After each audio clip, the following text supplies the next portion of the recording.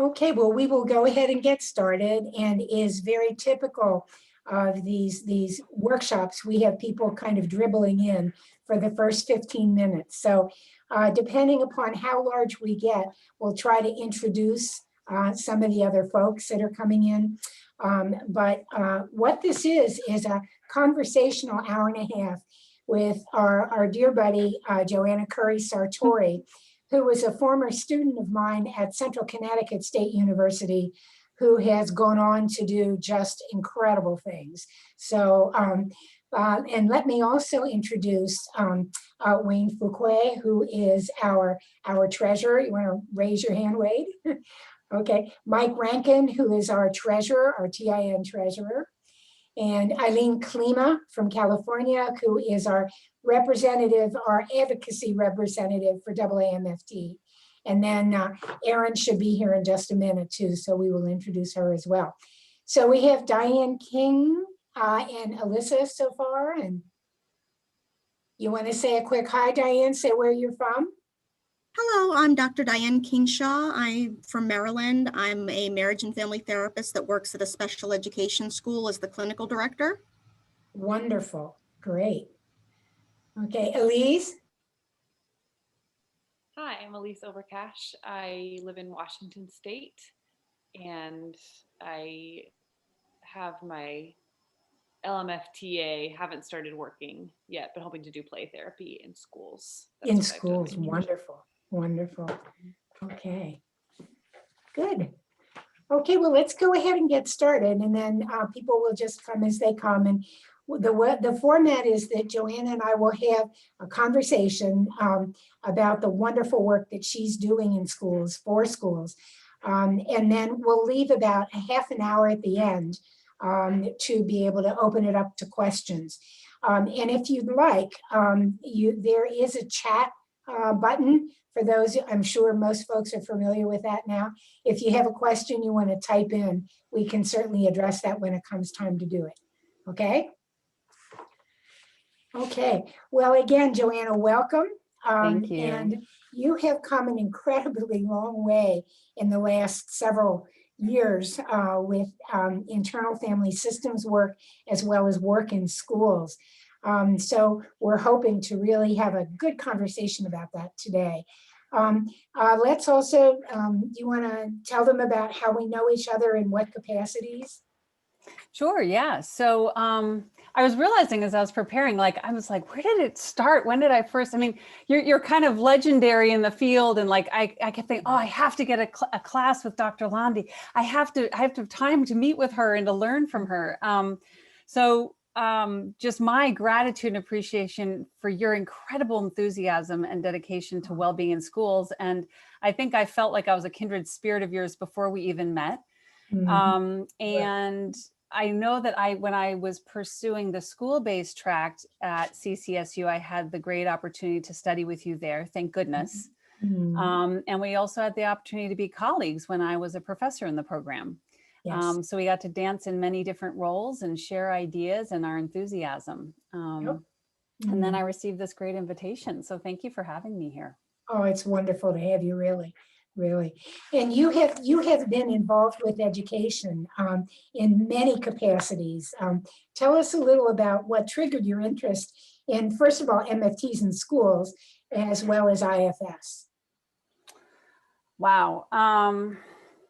Makes me wonder how far back to go, right? Well, let's just say you were born into a family of educators.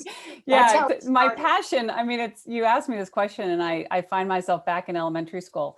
So I was raised by a family, not only my immediate parents, but surrounded by a family of therapists and educators, and a passion for this question of how do we thrive as human beings here together? How do we heal together? How do we connect together? How do we grow together? How do we find harmony together? And I went to an amazing school system. And even in that context, at a young age, I was experiencing almost kind of a surprise that when I'd walk into school, I'd feel this fear. I'd feel around the way that academics was organized, but also in the relationships with my peers. And by the time I got to 8th grade, I had this stirring that just said, it must be possible that there's a different way to do this, right? it must be possible that schools would be a place where it's joyful and fun and creative and you want to come in the door. And that people learn how to get along. Like, why isn't that something we learn in school? Like how to get along? Doesn't that seem important? And I was really like, so quite genuinely from middle school, I was churning on that question. So I guess fast forward, I ended up really delving into the question of well-being within myself and in our community. And I ended up spending 13 years working at a nonprofit educational organization that taught yoga and mindfulness, and became a teacher there and also a program director. And then at some point I kept asking this question. This is getting to your point about schools and MFTs and IFS. I was saying, but how do we, because I was working a lot with teens and young adults, and I was saying, so how do we most effectively bring this to young people early in their lives, proactively, preventatively, intentionally, you know? And circumstances brought me into the office of Dr. Ralph Cohen, who heads the MFT program at Central Connecticut State University and also leads the IFS level 1 and 2 trainings there. So when I met with him, it clicked, it came together like, oh, right. Because I had this identity, like I thought, okay, I'm an educator. I want to see schools shift, but what's my subject? And once I walked out the door after sitting with him, I was like, oh, that's my subject. I want to study, how do we relate to ourselves and each other? And how do we grow that as a community? You know, so that's what brought me into this field, I guess. I think I summarized it. Well, and what's so interesting though, is how you have, say a little more about the positions that you hold. We work with a lot of students in this topical interest network, and the way you did it was just so inclusive, and you did it in a variety of ways. So can you list the positions that you held, Right. You have held over the years, and how you've segued IFS into your work to today? Sure. So while I was at CCSU, I was studying the school-based track.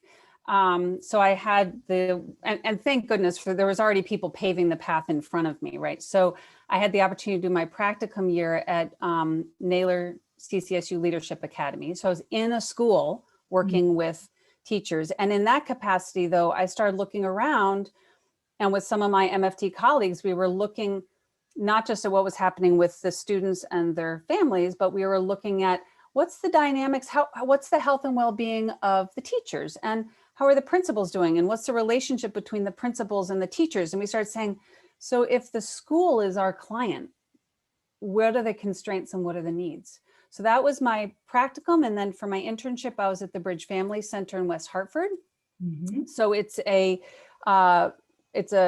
agency that offers clinical services to families, and it's the youth and family services. So I was the school-based community therapist.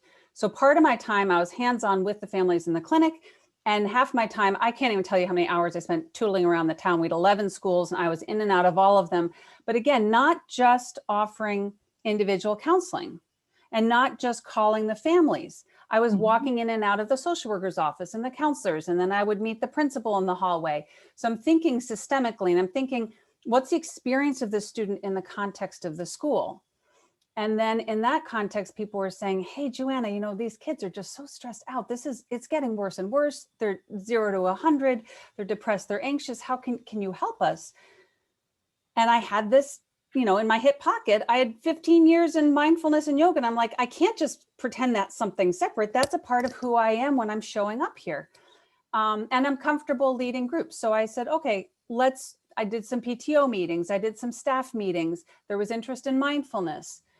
So I just started saying, okay, let's have a time once a month. Anyone who wants to can come together. And I just started a distribution list, and it was 10 people and it was 20. By the time I left the Bridge 5 years later, it was 100 people from across the district. And I would hold a monthly meeting, and sometimes it was 5 people and sometimes it was 20. But to me, the whole point with this, Kathy, was it's like if you build it, they will come. Or my other metaphor is, you know, in driver's ed, when they said, if you're in traffic, keep moving into the open space. I just walk into open space. I look for opportunities. I hold the space. I maintain it. And it was amazing because momentum grew and interest grew. And then, parallel, I was studying IFS. So I started weaving that in more and more and more. And that also became the name of your practice. Good catch. Yeah. Yeah. I named my private practice when I started it Open Space Counseling and Consulting. And to me, it was about opening space inside to keep company with ourselves, but it's opening space between us. Because so often we're just locked and jammed and stuck and polarized and constricted. And if we have a little breathing space, we can find our way. Yes. And that's a wonderful segue into this wonderful handout. Wade distributed, he put in the chat box, this great handout that we're also going to put in our library, and you all have a copy of it. Can you say a little bit about specifically what the model is, really, what you're doing and how you're doing it? Because you're shifting out of doing primarily clinical practice into this kind of stuff. Yeah. Yep. So there's so in the handout, there's a little bit about what I'm doing, like the content of it, which is inspired by internal family systems. So I'll say a little bit more about that in a second. And there's also about the how, which is the process that I'm using in going about doing work in schools right now. And that's so deeply inspired by my systemic training as an MFT. And it's Dr. Londi, it's inspired by your work creating the logs model and looking at how do we systemically work in a system.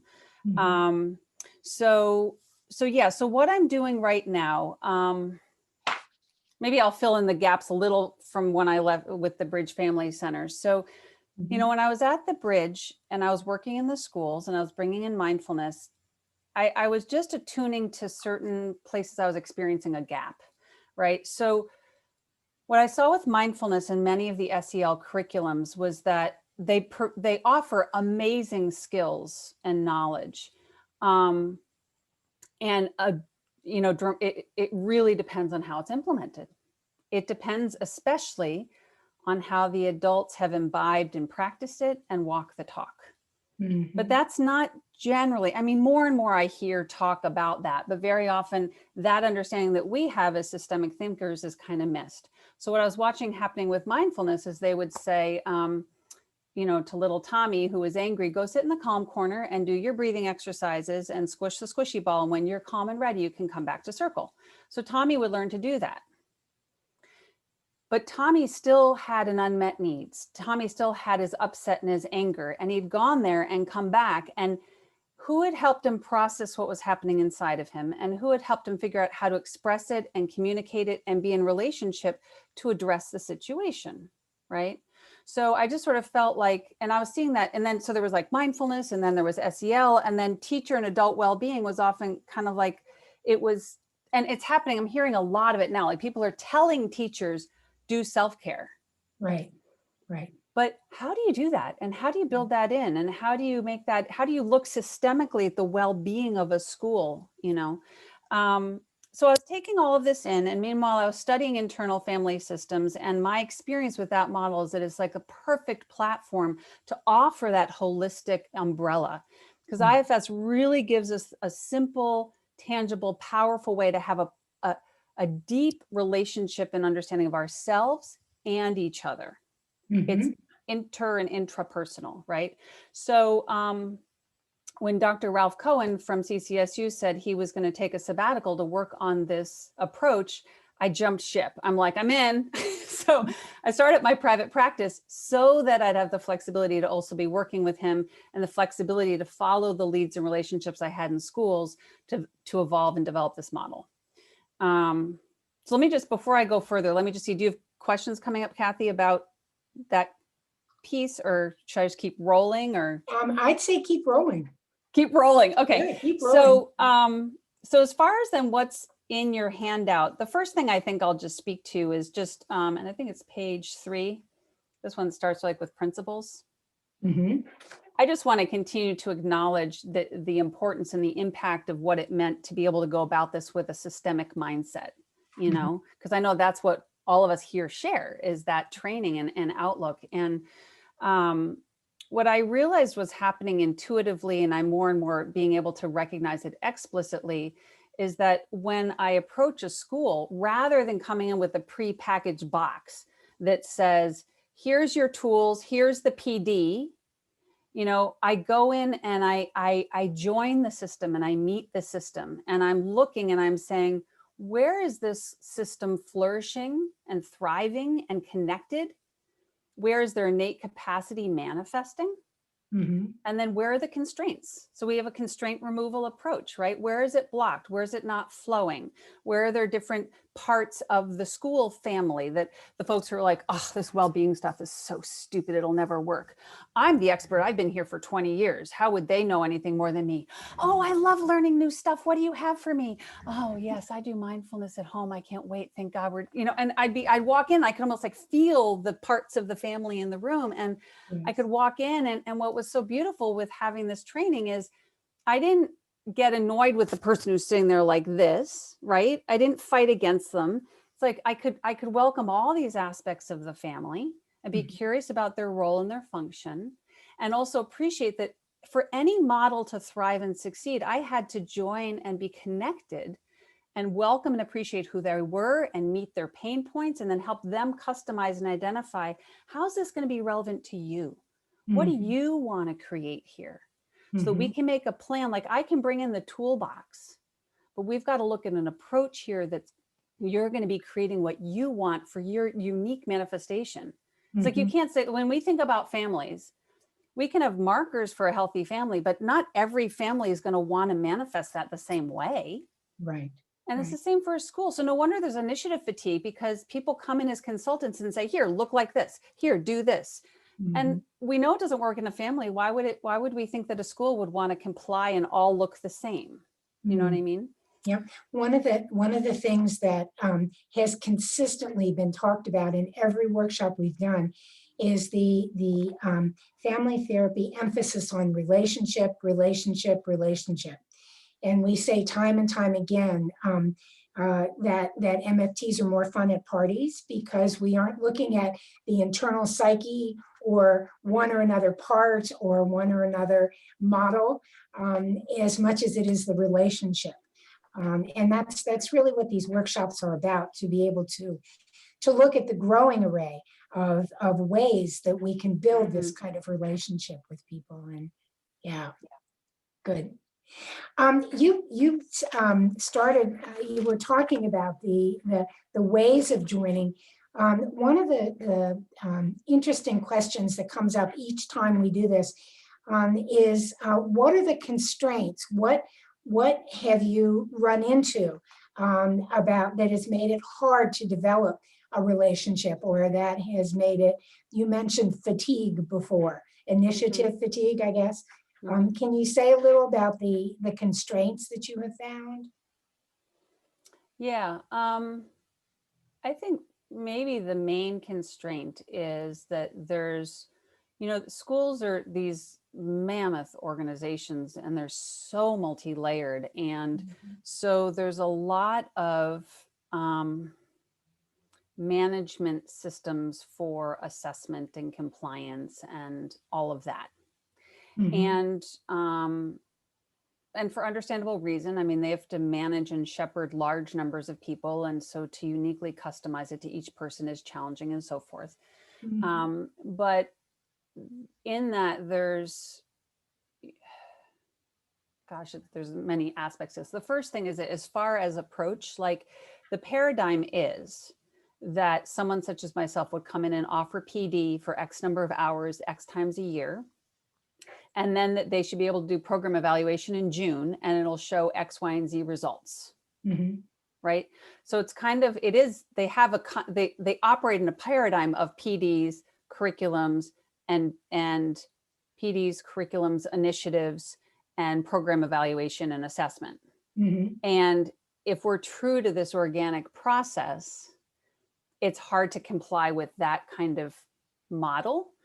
And so what I've been trying to do is work within that, and then through relationship building and through integrating other components to the program, look at how to make it more effective. So for example, one of my convictions is that, you don't change behavior by having 1 2-hour PD that inspired you, right? We know it happens more through practice and growing self-awareness.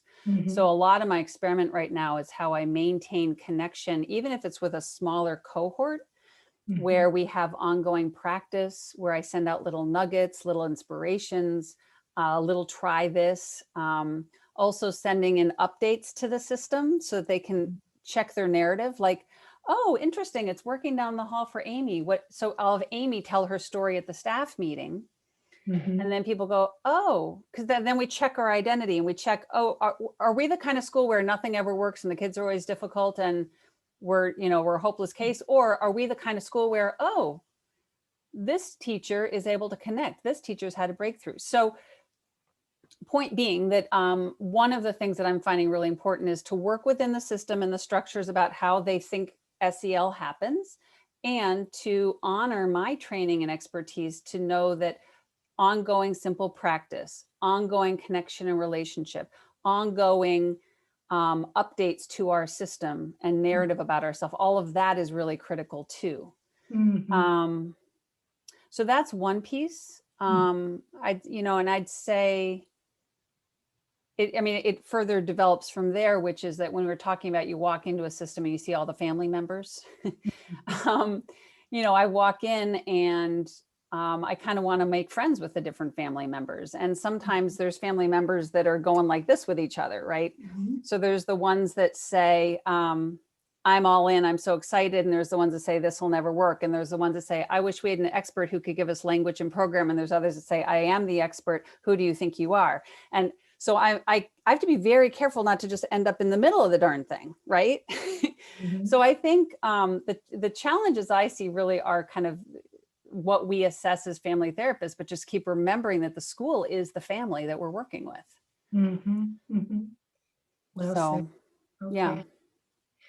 Okay, well, back to IFS, internal family systems. What are some of your favorite components of IFS? And I guess this is back to the back to the. Okay. Yeah. Yeah. What are some of your favorite components? What's working? Where do you get the most pushback in schools? Oh, you're asking juicy questions. Okay, so there's 2 core ideas that I love from this model and that I think really lend themselves in the schools. So the first idea is, I first want to acknowledge, so the IFS, Internal Family Systems model, was founded and developed by Dick Schwartz, along with many collaborators over the last, I think maybe 30 years. So if any don't know, it's, a research-based, groundbreaking, highly effective psychotherapeutic model that's really just absolutely flying in the field of psychotherapy. And so it can be applied to, individual therapy and group and family therapy. So as far as the 2 concepts then that translate so powerfully out of this model into the schools, one is an understanding of this idea of self-leadership. So one of the things that Dick Schwartz found as he worked with his patients is they would talk about and describe their inner lives and their inner worlds, and there would become a point where they were more or less in kind of a mindful and witnessing state. And he would say kind of like, well, what's that? Who's that? And they'd say, well, that's me. That's myself. That's my real self. That's who I really am. And so the way I've come to understand what he means by self is I almost could put an equal sign, like this equals what we mean when we talk about being mindful, being restorative, having grit, being resilient, like all. And what I love with this when I go into schools is they've often gotten like exhausted by all the initiatives because all the initiatives describe a different goal and have a different term for it. And I'm saying, hey, folks, you know what I think? I think all these curriculums are trying to point to that one state of being. Whole brain, like Dan Siegel's thing, right? I think that's that physiology, relaxation response, mindful. That's a way of operating when we're at our best capacity. And so one thing that I think is at the heart of that I've taken from IFS and that I've put at the heart of this work in the schools is to say that physiology, that mindset, that state of being is what we're striving for through all these models. And there's many pathways to get there, and there's not good and right. Like, you don't have to be into mindfulness. If that works for you, fantastic. If what works for you is your walk in the park and cuddling your dog and listening to Bach or something else, fine. But find your physiology, find how do you access it, practice going there, reset yourself. How do you get back there in the moment? How do you build your capacity to reside in that physiology, in that state? And so, and then this term self-leadership is, can we lead from that state of being amidst the inner and external turmoil? So that organizing idea I have found very helpful and contagious in schools. And there's kind of a sigh of relief, because then there isn't an agenda that there's a certain way you have to get there. It's a state of being, it's innate, it's our birthright. And there's an invitation that you have a right to it too. Let me be with you on the journey to find your path. So that's idea number one. Idea number two comes when you say, okay, so if this is innate within us and it's our birthright, what throws us off our game, pushes our buttons, hijacks us, yada, yada, yada. Why am I not that way all the time, right? So that brings us to idea number two, which is this idea that we have different parts of us.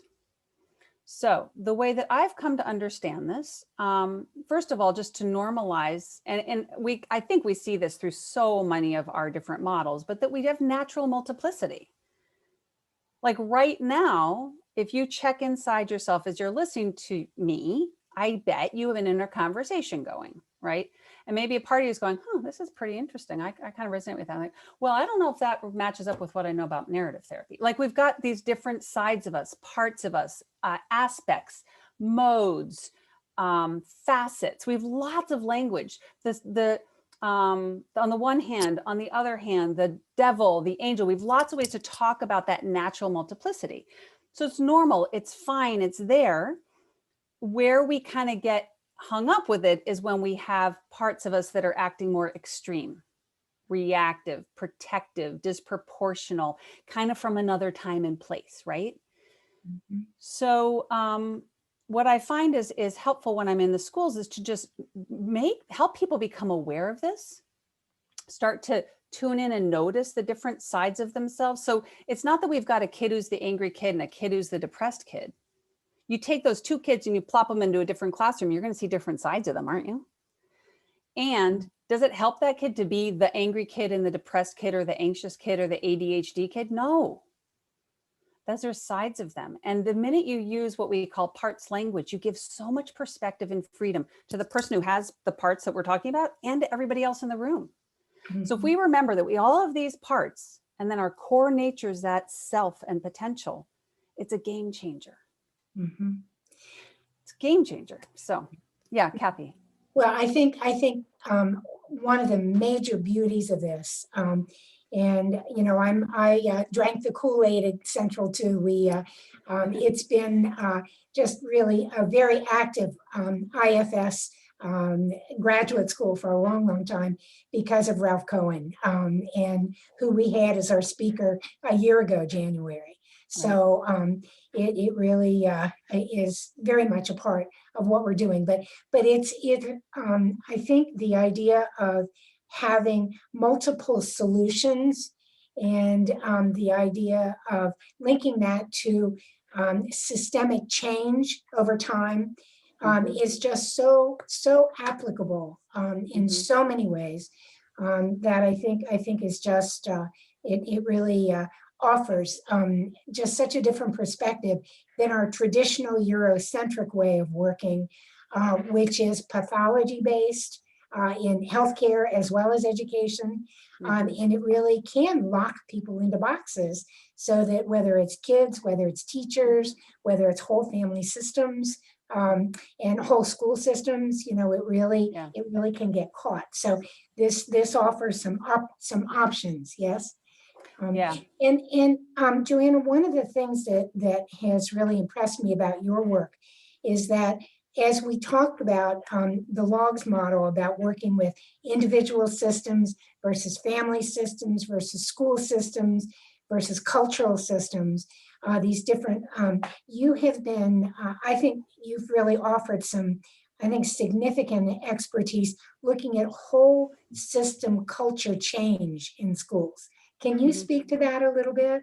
You know, Yeah, let me say one more thing about IFS specifically, because it'll play into what I would say there. So, so the understanding with these different parts of us. So one thing is that we can take a moment to kind of recognize the different parts of us in any given moment. And what we say is we say unblend from them. So I could be speaking with you, Kathy, and I could say, and then I could speak for these parts of me. So Kathy, there's a part of me that is so excited to be here. And there's a part of me that is really curious about what people are going to think about this.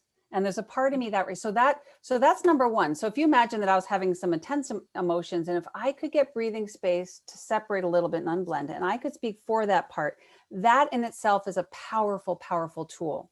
And that changes relationships in the schools. But part two that I want to highlight is we have an understanding that these different parts of us, these go-to responses to difficult moments, have evolved for a reason. And if we listen into them, they have a positive intention. They have a role to play. They're trying to help. So part two is like, say there's a moment where we come back to that example of Tommy who went to the calm corner and he's got an angry part. And if we could talk and say, so Tommy, you've got a party that's really angry and upset right now. Can you help me understand? How's that part trying to help you? What's that part need right now? Well, that part just feels like it was unfair because I didn't understand what we were doing and nobody came to help me and we just kept going along and I got left behind and the teacher said that I didn't pay attention, but I did. I just didn't understand it. Oh, so you needed more help on that. Yeah. Okay, could you thank that angry part for letting me know what was going on? That was really important information.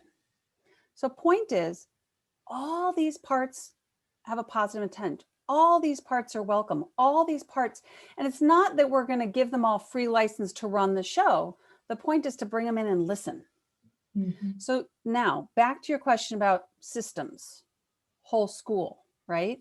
So when I come in to work with the whole school and I'm thinking in terms of all the dynamics at play, if I understand that all these different aspects, like whatever patterns are at play, whatever parts of the community are evident and rolling, they must have a history that they've evolved there for a reason. They're playing that part for a reason. So even if we have groups and factions and we think, I don't like them, that's outdated, that's such negative thinking, it's so hurtful. If we just go in there to fix them and correct them and change them and say, you're outdated, you're wrong, this is off, it's not going to fly. If we go in there with curiosity to find out where they're coming from and to befriend that part of the community and say, where are you all coming from? Where did this belief set come from? How is this working for you? What do you guys need? Why is this important to you? Just like an internal part, if we do that with the external parts in the system, it de-escalates it, right? And they say, okay, I can understand where you're coming from. Now, do you mind? I want to go talk to the folks over here and let's see if we can work together for the good of the whole, right? Okay. So, yeah, let's take a real specific. We're hearing a lot about the anxiety, depression that is generated by the coronavirus, by the hybrid, at-home, in-person school choices or lack thereof for kids. How would you address going into a school system and assessing that and working with that within an IFS model? So, I'll just talk about what I've been doing the past few weeks. Yes. So we're applying this as a whole school approach in, currently I'm working in RSD 13, which is Durham Middlefield, and also one of the technical high schools in Hartford. And I've also done work in assortment of other schools, but right now we're exploring how do we bring this as a whole school approach, right? So to start with, I've been in dialogue with the leadership level and assessing like what are their concerns? What's their experience? What's the pulse they're getting? What are their hopes for their school and their community? How are their teachers? How are their students? Mhm. Right. And as you said, that's very much the pulse that we're getting back. And Mhm. then I realized we came to this point in December in a conversation where they were trying to imagine and assess, like, well, what should we go do? And we backed it up. And actually, it was beautiful because it came from the superintendent who said, you know, I feel like we just have to sit with the teachers and the educators and say, how are you? So Mhm. it over and over and over, it comes back to listening and welcoming, like you said, relationship, but in a part sense, it's like really making space for people to speak for these different parts of themselves. So what we've been hosting in these schools over the past number of weeks is more or less like circles where, and this actually gets to the last page of the handout, which is the pause model. We've been hosting pause circles. So the first part of these circles has been, and this is where we bring IFS into a community format, right? So Mhm. the first part is just to pause and sort of name what's going on. And that very act of taking dedicated time to be together, it was groups of like 10 at a time with a facilitator. And Mhm. just to take a moment to sit and breathe and land and name, like, wow, a lot's going on in the outside, isn't it? Yeah. Mhm. Okay.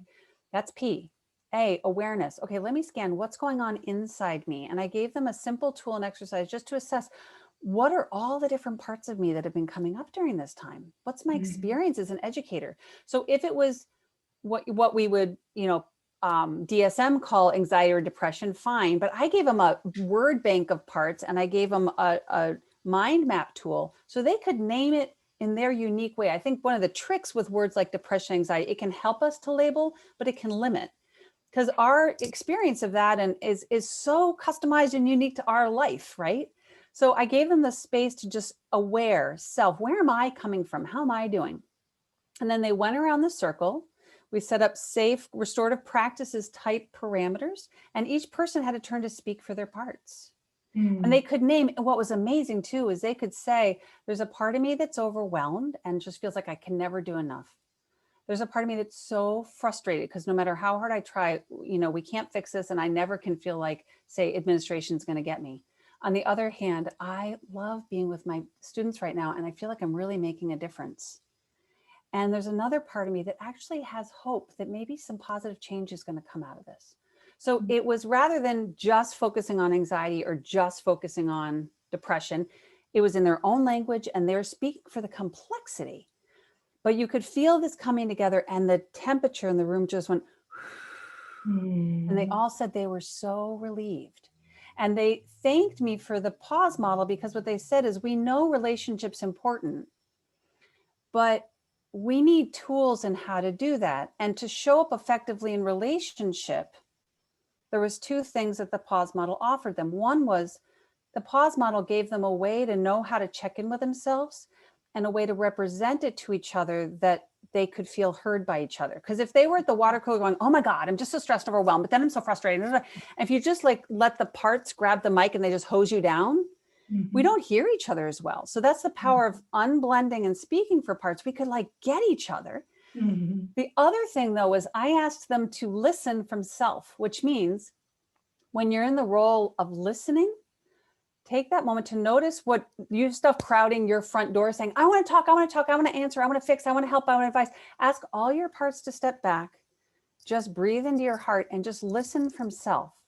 So the overarching thing is, speak for parts, listen from self. Speak for parts, listen from self. And they said that worked. That was so helpful. Mhm. Okay. Yeah. Okay. This is wonderful.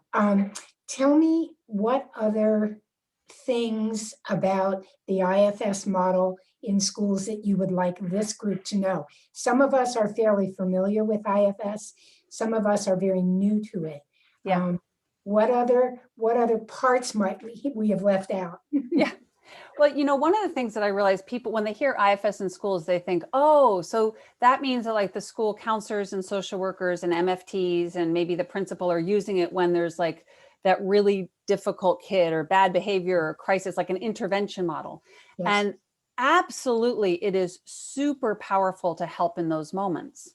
Mhm. But we're, again, because we're looking systemically and we're looking at the continuum like of multi-tiered systems of support, we're starting with thinking, how does this show, what's the experience of the adults in the building and their own well-being? Mhm. How is it showing up in all day, everyday relationships?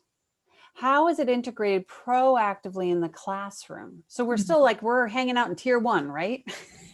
or the bottom of the pyramid over here. And then it could go, and then you can apply it as you kind of go up your pyramid. You can apply it in your groups. You can apply it in a crisis situation. But it's really, it's like, it's about a way of being together. It's walking around with an awareness of just checking at any moment. Am I in myself? Am I on my game? Am I off my game? If I'm off my game, what part of me is trying to get my attention right now? What's it need? And so it becomes just a way, it's not, ultimately, it's not more to do. It makes life so much easier. And especially with like difficult parts, when those parts take over in a student, this is an unbelievable de-escalation tool, because instead of trying to manage and control and package and tell them what to do, you say, wow, there's a party who has a lot of energy right now. Whew, what does that party want me to know? And so it's, if you can approach a part with curiosity instead of control, Yeah. game changer, Yeah. game changer. Yeah. But this applies across the board, right? Yes. Yeah. Yeah, and the focus on what is possible, very much like solution-focused therapy, rather than focus on what's not, focusing on what possibilities there are and how to get there, how to, yeah. Yeah, and I think what I experienced, because when I was learning, narrative and solution and all these things next to each other in graduate school, what struck me about IFS was that, and this is also kind of when I saw it like next to mindfulness in some ways too, although that gets a little complicated. But sometimes, if we can focus on our vision, our intention, our positive solution, what's working, the sparkling moments, if we can focus on that and manifest it and more or less be in self-leadership, go for it, right? And many of us have habits of thinking and living that are quite deeply ingrained. And no matter how hard we try to be positive or see the solutions, we're just overcome and overtaken by these other parts of us. Yes. So the gift with IFS is, rather than constantly fighting against the negative parts and going, I'm trying to be positive, I'm trying to be mindful, I want to be calm, stop that, instead of resisting it, we turn toward it. And instead of even trying to correct it, we go, okay, wait a minute. You must be here for a reason. Can I have curiosity for you? Can I have compassion for you? And we approach the part, we befriend it. Think about when we say the word befriending, I love that we have that word in this model. Befriending doesn't mean you go in there with your agenda to make somebody better. You go in there to welcome them for all of who they are. And that the parts relax in the presence of self. That's another beautiful, like, kind of mantra from the model.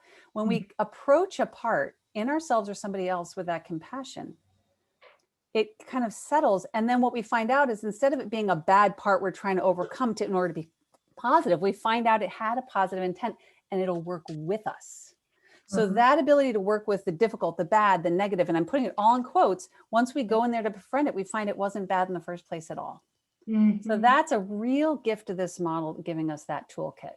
Okay, and I think in this handout, Yeah. what I find so rich about this handout is that it gives us different ways of trying to deconstruct that.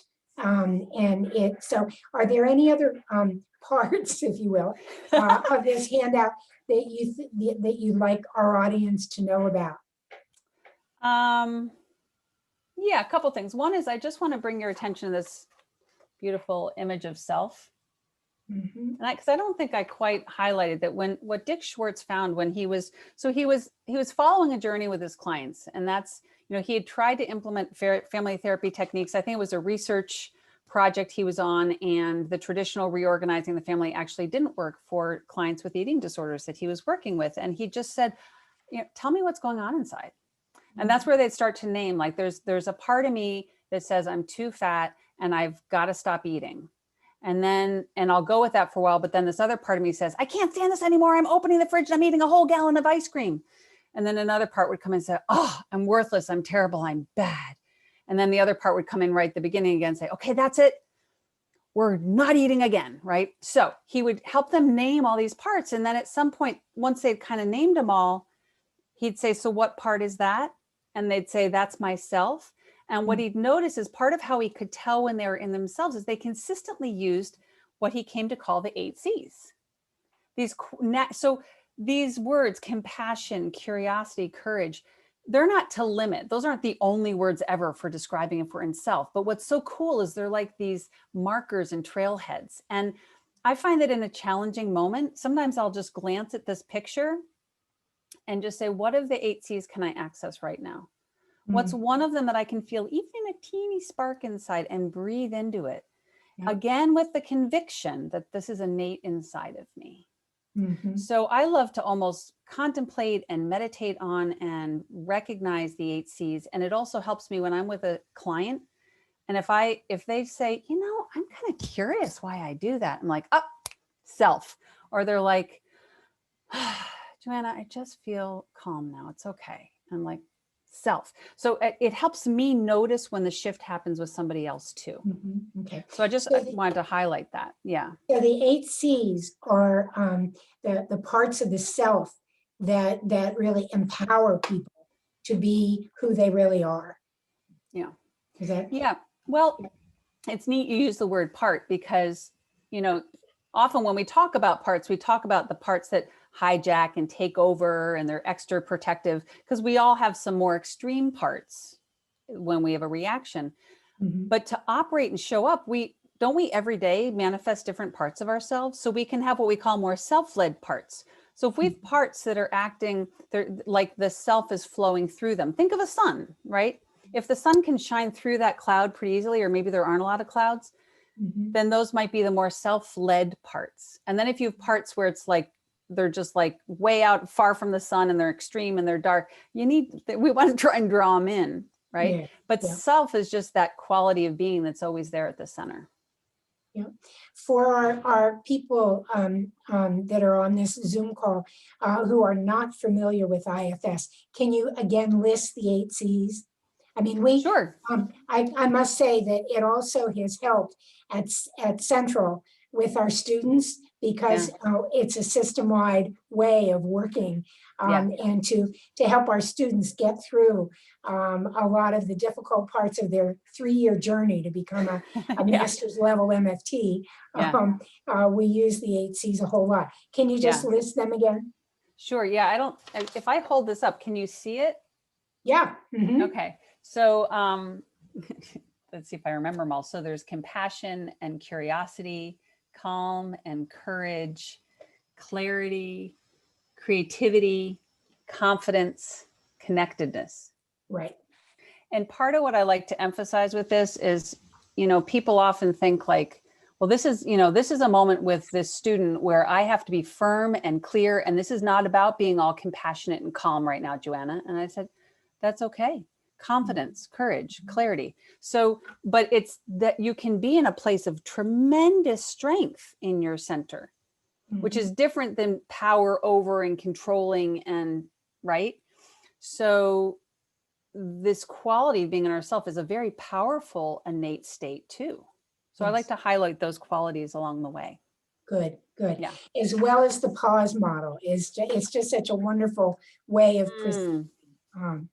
Yeah. So with the pause model, and this is at the top of that handout too, there's 2 ways that this has become like the framework for bringing IFS into schools in the work that I'm doing. And there's 2 parts to it. One is that I follow pause with people as a process. So it says process for intervention. So say I've got a student whose head's on the desk and they just don't want to engage.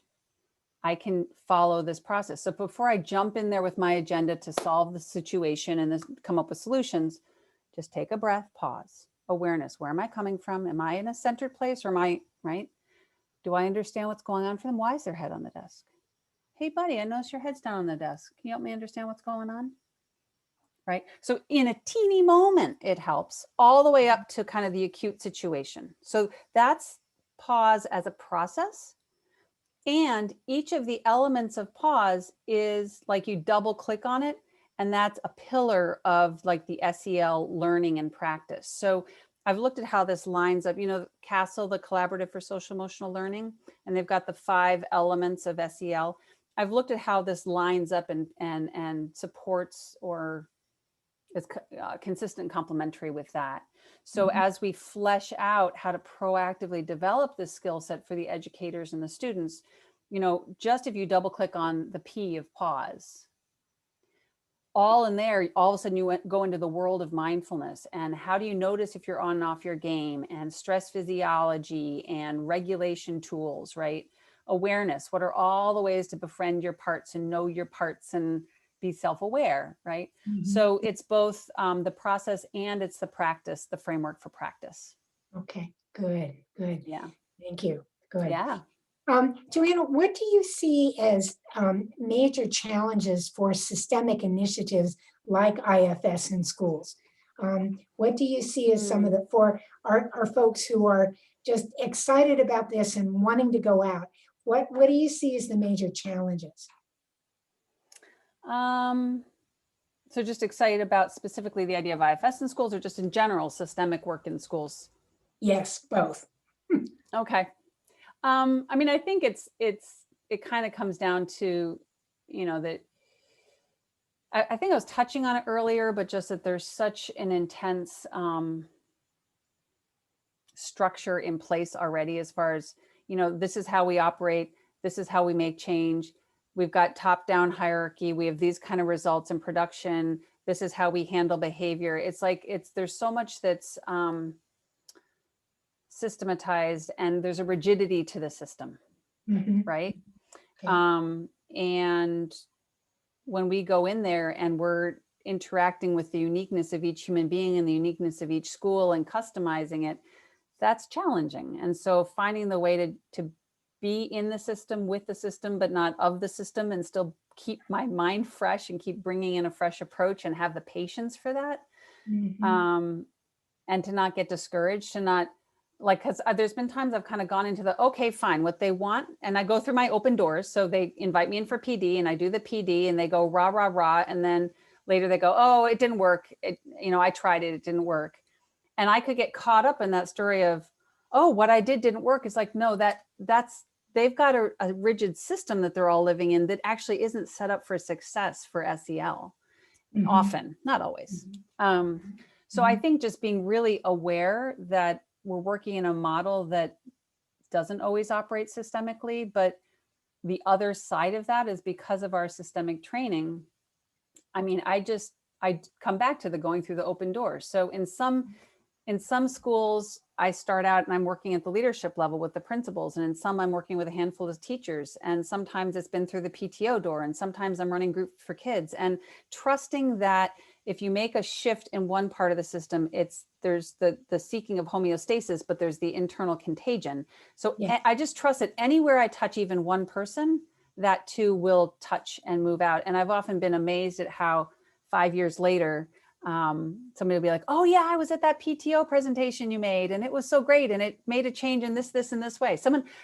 A school counselor just reached out to me on LinkedIn and was like, 5 years ago, you came and did one PD for mindfulness in our school, and we made us start a whole program throughout our entire district. And I was like, so also just to have a trust and a faith that if you just keep playing in the system, you impact the system.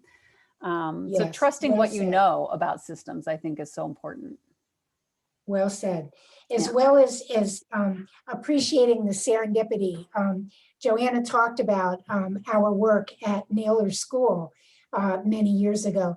Naylor School is a school in South Hartford that has 27 languages spoken. It is a real melting pot.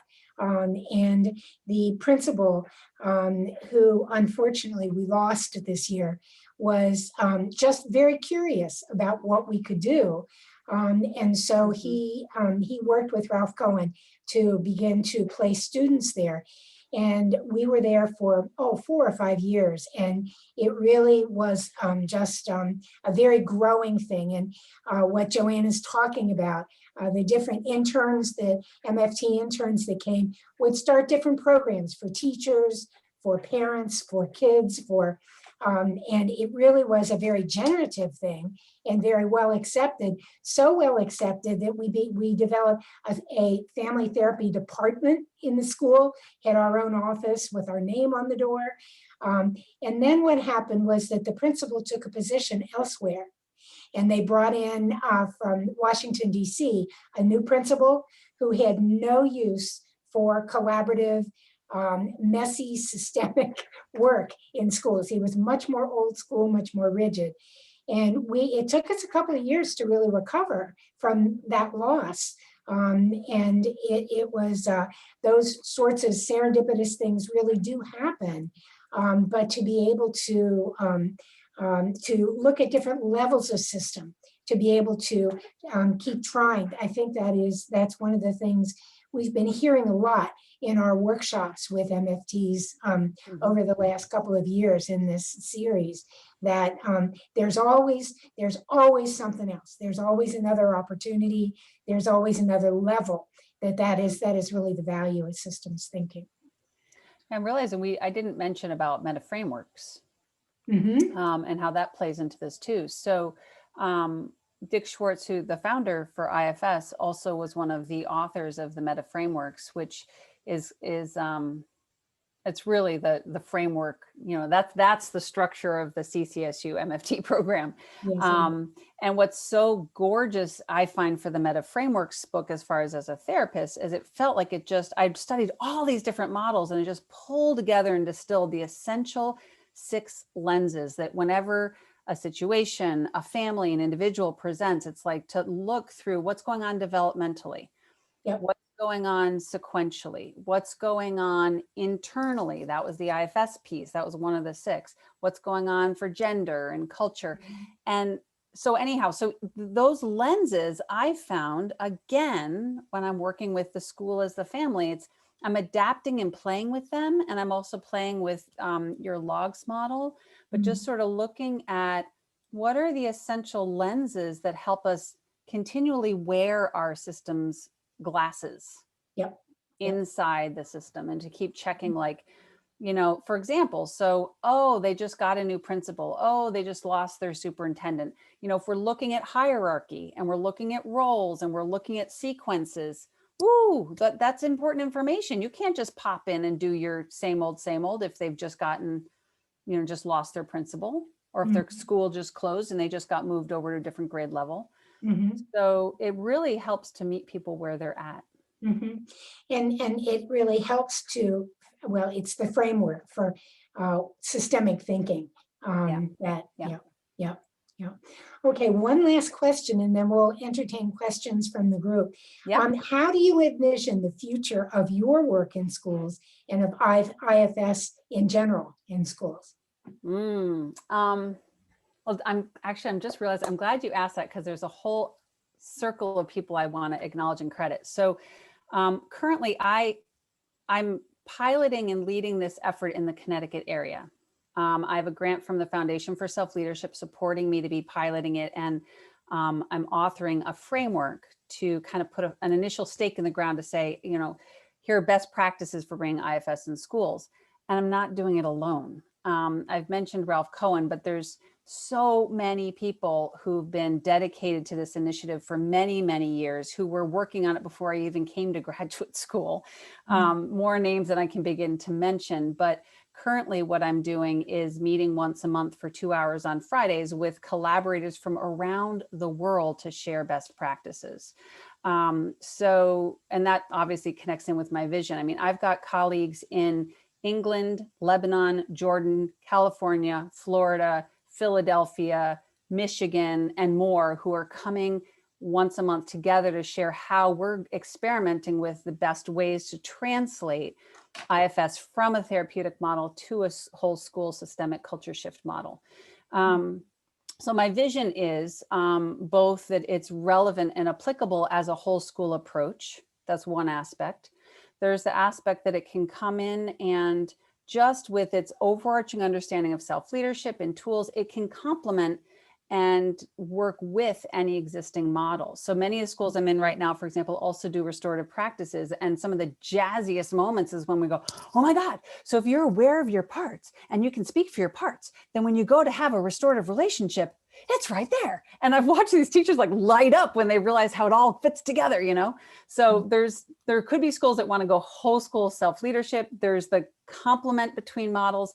And then I already do, and of course, will continue to offer workshops and training for educators, individuals from around the world who are interested in just diving in for their own benefit, possibly then to bring it to their school. So it's already taking off at a global scale. And the amount of interest in the IFS community is mind-boggling and amazing. And I'm honored. I feel like a custodian of this incredibly precious gift. And I'm so grateful for all my colleagues who were with me on the journey. So that's kind of what's unfolding as we speak. Wonderful, wonderful.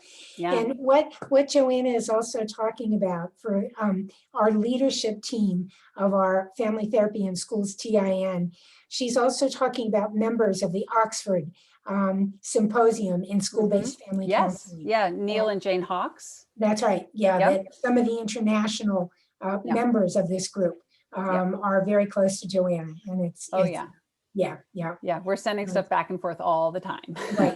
It's very exciting. Very exciting. And Neil and Jane Hawks wrote the Inner Curriculum, Right. which it's a beautiful little book with a chapter focused on IFS that Ralph helped to edit.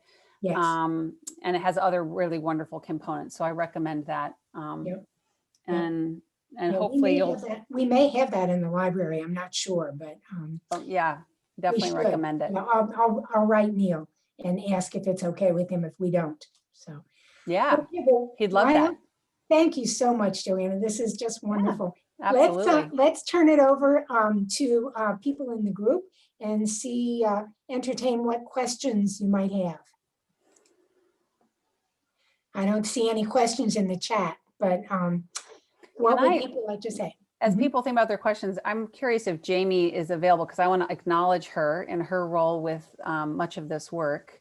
So you see Jamie Sanchez on the screen. So she was one of my students at CCSU.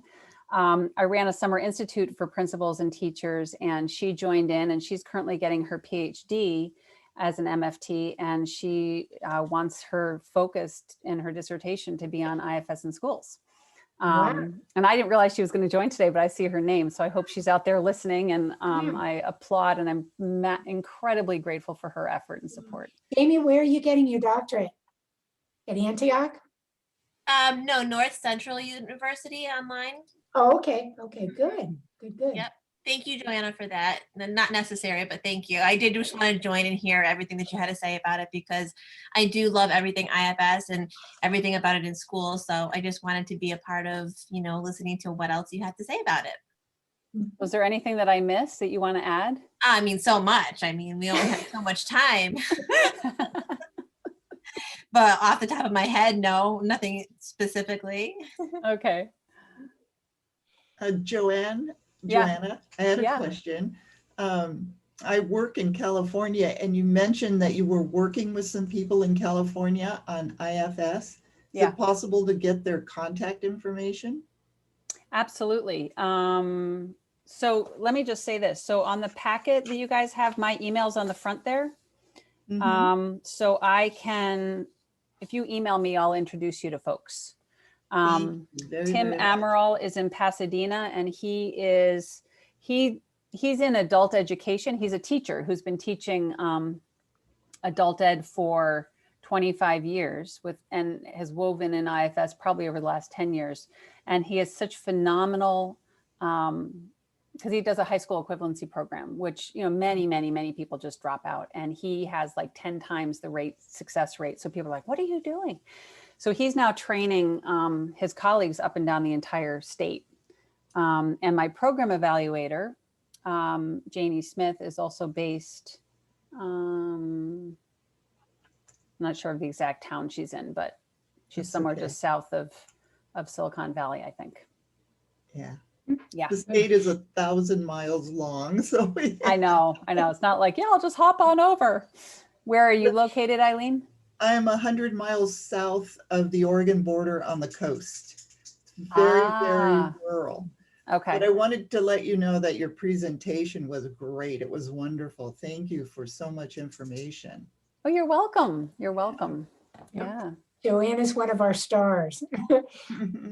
We have a couple of questions. Audra Munger actually has two questions. One is, what is your experience working with the autistic students and faculty? And how does the autistic population access their parts and appreciate their body sensations through your approach? Excellent questions. So one thing I wanted to acknowledge, I haven't done a ton of work with the autistic community with this. I have had a number of clients on the spectrum, and I've really had to sort of customize it. But one of the things that I find incredibly helpful about parts is that, here's how I think about it. So as we're going through life and developing like how am I going to cope and how am I going to survive, right? The whole of us shows up there. So our mind and our thoughts are showing up there, but our emotional body's there and our physical body's there. And so that becomes like, I think of it as kind of a packaged response system. So it's our response system, which becomes our parts through repetition. It's encoded kind of at all these different levels. And so when we look at and access parts, sometimes we're accessing it through, oh, those are my different thoughts or feelings. It can be a physical sensation. So someone has a stomach ache and you go, can you just check in with that part of you? What's going on in your stomach? What's it want you to know? And it can be through images and colors. Think of Inside Out, right?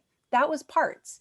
So I look at how that person sees the world and relates to the world and engages, and then I let that be the way they represent their parts. So I had one of the most phenomenal thing I had with an autistic student one time. His parents were going through a divorce, and he was having these huge outbursts and losing it and going under the table, but he wasn't able to process it or talk about it. So I just pulled out a pile of figurines, and he stacked all these different animals on top of each other. And he'd heard me and understood the idea that he had different parts. And so we started kind of unpacking it and explaining the roles of each of these different, like there was the snake and the bull and the tiger, and these were all different parts of him. So in his case, the metaphor worked. And that unpacked it, that let him speak for his parts and have a safe place for them to be understood. And that took the temperature way down. So he was able to regulate and manage himself again. So paint swatches, what color today? Figurines, pictures, mind maps, word banks.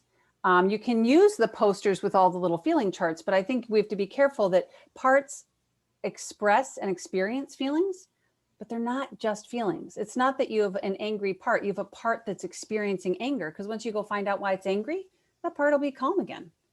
So it's not that you have an angry part that is forever angry, it's a part that's experiencing anger. So this model really taps into the fact that we're storing these response strategies at every level, and we can access them through every level. So let me just say, last thing is, when we start, say we're doing an individual session and somebody says, I want to work on my anger, say, okay, can you check, where do you experience that part in or around your body? So we drop out of the intellectual, I'm going to figure out my anger. And all of a sudden they're like, oh, it's in my stomach, or it's in my shoulders. And we drop out of the brain. So that actually is why it can work quite beautifully with a lot of different clients with a lot of different backgrounds. Mm-hmm. Okay, I want to read something, and then there's another question. Okay. This is from Michelle Losapia to everyone. She said, hi, Joanna. I'm one of those CCSU grad students Dr. Vondi talked about. I enjoyed your energy and excitement. I'm on my way to Dr. Cohen's IFS class right now. I know this isn't important enough to learn and share. Thank you for your insight and passion, Michelle. Oh, thank you. So please say hello for me. Okay, and then CJ Moberly said, did you say the P in pause, in the pause model, would be linked to how it is consistent with SCL? I don't have that as an option if it is. CJ, CJ, do you want to say anything? Yeah, I'm not quite following the question. Yeah. Well, I thought when you had, when you were talking about it earlier, I thought you had said something like if you click on the P, then it would take you to Oh. something where it talks Yeah. about it further or something. That And was I sort just of wasn't sure if I heard that metaphorical. right.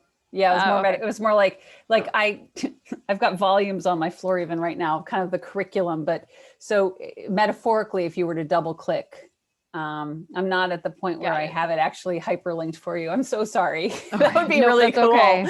Wouldn't that I was be just- awesome? I was just kind of curious on how that might look in like, the different teams and, bringing that to some of the teams that we might fit in. So but it's good. Thank you. Okay, you're welcome. Mhm. Hello, I had Hi. a question. When you were talking about coming in and doing a workshop and doing the voices for all the different groups you'd find there, I was having flashbacks. However, when you're part of that group and therefore now you are part of the parts family, do you have any tips for ways when you're not coming in as an outsider, but you are with people you work with all day, every day, to be able to stay in self when everyone else is enacting those different parts? Yeah. So, I mean, the first thing, if you're like, again, coming back to the pause model, the first thing is always just to double check, how you're doing. So say you're going into a meeting with a colleague that pushes your buttons. And you know how it is before you even go in, you can feel your stuff start coming up. So that would be the point to not only do the P and step back and take a breath and see if you can settle your nervous system, but to do awareness, to maybe even just jot down what are the different parts of you coming up there and acknowledge them and find out what they need. And you may or may not be able to get your needs met by that person, but at least to give them the inner nod.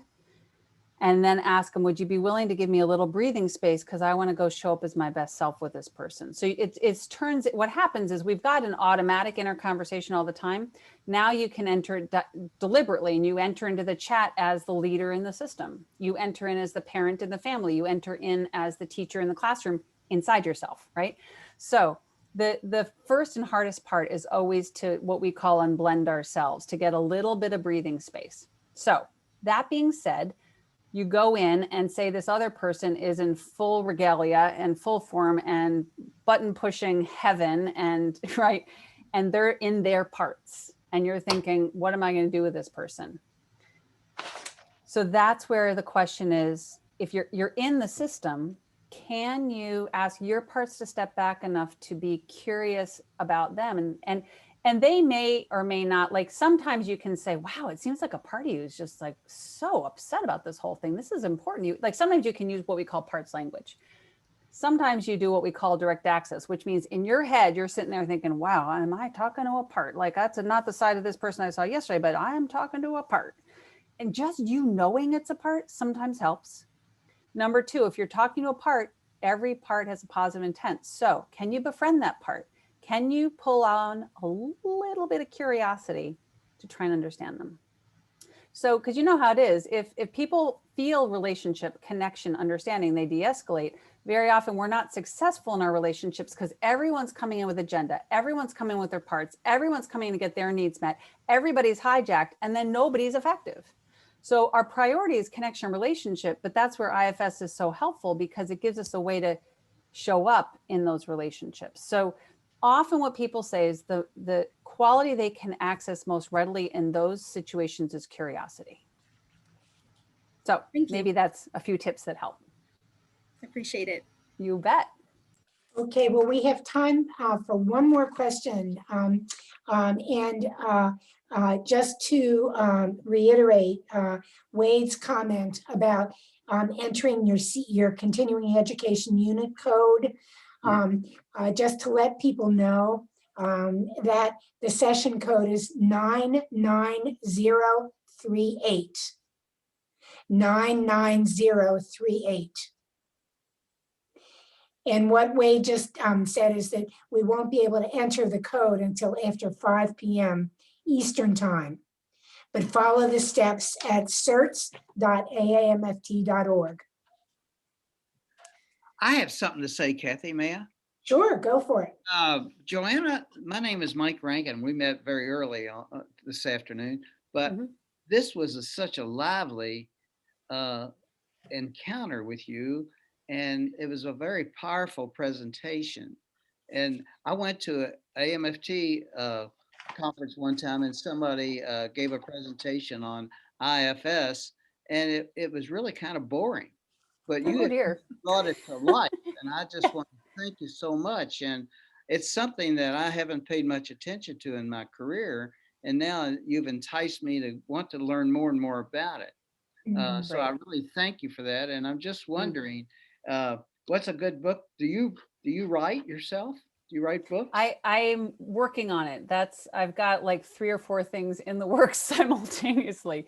So I'm writing the framework for IFS in schools. I'm making an educator workbook and toolkit. And then we also have a little team working on children's books for this. Oh, So that's happening. So who would you recommend? Is it Dr. Ralph Cohen or Richard Schwartz? Yeah, so I mean, Dr. Richard Schwartz is the founder of the model, and he has an introduction to internal family systems, which I find to be a really solid, helpful book. And when I read that, my first class of grad school, I was like, yep, that makes sense. Like, I didn't have to work, I didn't have to wrap my head around it. It was intuitively right to me. It just rang true. I'm like, yep, that makes sense. Got it. The other book I really love is called Parts Work. Can't remember the author. What's really fun with his is he has cartoons, and because this is about this relationship inside our head, the more I get visuals on it, I'm like, oh, I get what's going on. You know, it's like Inside Out. Like, yeah, I'll have to go watch Inside Out now and be like, right, yeah, well, look at the parts in there. So Parts Work is a great one as well. I really recommend that. Visuals can be very powerful, can't they? Totally. I mean, in the book that I'm working on, I'm so blessed. So one of the biggest champions who's hands-on in the schools unpacking this with her students every day is somebody named Amy Schaefer. She's an art teacher in Durham, and she's also good at visuals. So I keep getting these images in my head like, oh, I know what that looks like. Like I can picture what's going on with parts and what I'm trying to teach. And I'll send her these crazy scribbles and she'll turn it into a graphic for me. So when I get this workbook published, it's going to have lots of graphics. Thank you to Amy. Oh my God. And she's going to be the next front line teacher of this whole thing. She and a few others. Because once teachers can teach it to teachers, I'm out of a job. I mean, it's going to be amazing. So I don't think that's going to happen, Joanna. I think okay. there's going to be a lot of Yeah. a lot of them. I have a request, and that is, as this publication happens, can you send it to me and we'll put it in our library? Yes, absolutely. Yeah, I think it'll be a wonderful. Yeah, absolutely. Okay. And if you go, just as far as books, if you go to IFS Institute in their bookstore, I mean, tons has been written at this point. So you can look through for different things, but what's not up in there yet is things for schools. Yeah, right. Okay. All right. Well, does anybody have any other burning questions that they want to ask? We're almost out of time. Joanna, you were wonderful. Thank you. Oh, such a pleasure. Thank you for inviting me. It's so fun and yummy to talk with other people who like talk the language. I just felt like I could jump right in the deep end, and we went swimming and playing in the sandbox all at the same time. And it was a tea party. So yes, those of you that hear at the beginning know why I wanted a tea party. So anyway, thank you. And it's such a great pleasure. I would love to be in touch with any of you. And because of Zoom, I can have one-on-one conversations. I'm dropping into, professional development in schools in various locations as well. So be in touch if you want. And I'm thankful for all that you're doing. Great. Yeah. Thank you. And Joanna, are you a member of our TIN? I'm not, but I think I should be. Well, join us. Yes. Well, yeah. it is one of our goals to be able to connect the dots. Is the presentation we made at AAMFT this year, that to be able to connect nationally and internationally, as well as cross-disciplinarily. We want to be able to really build our coalition. Yeah. And to that end, just for a heads up for everybody, this year we are going to make a special effort to move beyond theory only and to move into more multidisciplinary areas, because we think as MFTs, we are, because of our systemic training, we're in a real strong position to begin to build those relationships and to really massage those silos so we can do a lot more collaborative work in schools. So to that end, March 19th will be our next workshop. And we're going to have our friend Michael Kelly, who is a social worker from Loyola and a real sweetheart colleague from Oxford, is going to talk about a postmaster's program that he has set up in Chicago that is just wonderful, wonderful for social workers who work in schools. Then May 21st, we're going to have Steve Brock. Eileen brought him to us. He is a CASP, a California school psychologist who has done a lot of wonderful work with disaster, the way we have done with Sandy Hook, and the way Florida has done with the disaster down here. And then September 24th, we're going to have my dear friend and colleague and co-presenter, Peg Donahue, who is a school counselor who co-teaches with us up at Central Connecticut. So those are going to be our next three speakers. And then we're looking at having one more at the end of the year to finish it up. So we're going to do it every other month. And we're going to have, we always take the summer off, as educators do. If it's not COVID, and then we'll get started again in September. So, but we want to thank you again, Joanna. It was just wonderful having you. And thank you all for being a part. This has really been just great to have you all here.